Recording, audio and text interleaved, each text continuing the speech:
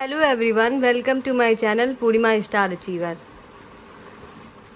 हम लोग पिछले हिंदी के वीडियो में हिंदी साहित्य का इतिहास का विभाजन पढ़ रहे थे, जिसमें हम लोगों ने आदिकाल और पूर्व मध्यकाल के बारे में पढ़ लिया था। पूर्व मध्यकाल मतलब भक्तिकाल, मतलब आदिकाल और भक्तिकाल के बारे में हम लोगों ने अच्छे से पढ़ लिया था विस्तार पूर्वक। और आज हम लोग पढ़ेंगे रीतिकाल। तो चलिए शुरू करते हैं। सबसे पहले हम ये जानेंगे कि रीतिकाल को कितने भागों में विभक्त किया गया। तो ये भी 3 भागों में वर्गीकृत किया गया है। पहला है रीत सिद्ध काव्यधारा। रीत सिद्ध काव्यधारा।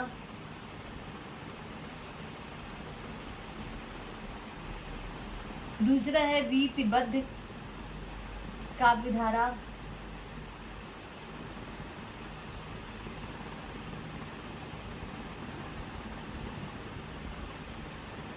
और तीसरा है रीत मुक्त काव्यधारा।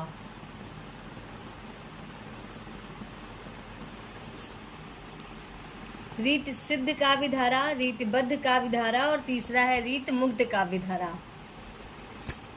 चलिए सबसे पहले जान लेते हैं रीत सिद्ध काव्यधारा के प्रमुख कवि कौन थे। तो रीत सिद्ध काव्यधारा में सबसे प्रमुख थे बिहारी।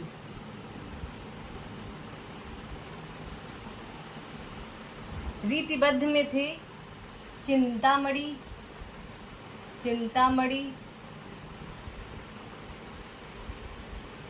केशवदास,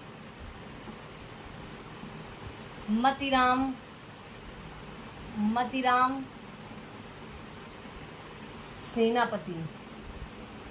सेनापति। रीत मुक्त में थे घनानंद, बोधा, आलम आदि।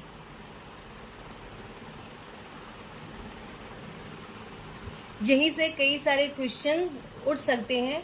रीत सिद्ध काव्यधारा के प्रमुख कवि थे बिहारी। रीत सिद्ध के थे चिंतामणि, केशवदास, मतीराम, सेनापति। रीत मुक्त काव्यधारा के थे घनानंद, बोधा, आलम आदि।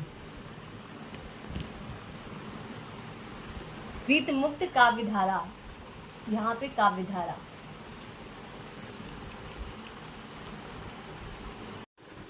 चलिए आगे बढ़ते हैं और रीतिकाल के बारे में समझते हैं। रीतिकाल के अधिकांश कवि दरबारी थे, अर्थात मतलब राजाओं के दरबार में कविताएं करते थे। चलिए जानते हैं रीतिकाल के कवि और उनसे संबंधित दरबार और उनकी रचना। पहले कवि हैं बिहारी, जो जयपुर के दरबार में कविताएं करते थे और इनकी रचना है बिहारी सतसई।